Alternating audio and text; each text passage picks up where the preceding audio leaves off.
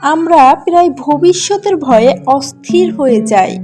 চাকরি হবে তো, বাচ্চারা মানুষ হবে তো, এই রোগ সারবে তো, রিজিক আসবে তো, খেতে পারবো তো, জমিতে ফসল হবে তো। জীবনের প্রতিটি ক্ষেত্রে দুশ্চিন্তা আমাদের গ্রাস করে। বারবার মনে হয় এই বুঝি ব্যর্থ হলাম, এই বুঝি হাতছাড়া হয়ে গেল। অথচ আল্লাহ বলেন,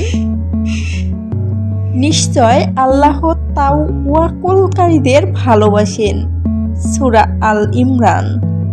আল্লাহ তাওয়াক্কুলকারীদের পছন্দ করেন, তাদের কাছে টেনে নেন, তার রহমতের চাদরে ঢেকে নেন।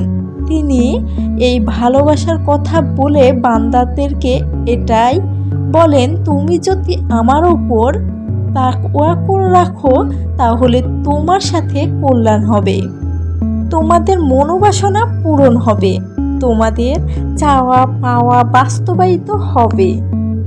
তুমি চেষ্টা করো, ছেড়ে দাও আমার উপর। তাওয়াক্কুল মানে হলো আমি আমার সাধ্যের মধ্যে চেষ্টা করলাম, ফলাফল আল্লাহর হাতে।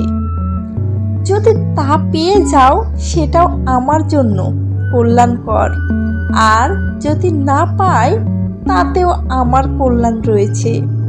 সবচেয়ে বড় কথা হলো আল্লাহ বলেছেন তিনি তাওয়াক্কুলকারীদের ভালোবাসেন। মানুষের ভালোবাসা ক্ষণস্থায়ী, সত্য সাপেক্ষ, কিন্তু আল্লাহর ভালোবাসা চিরস্থায়ী, সীমাহীন। একজন মুমিনের জীবনে এর চেয়ে বড় সুখ আর কিছু নেই।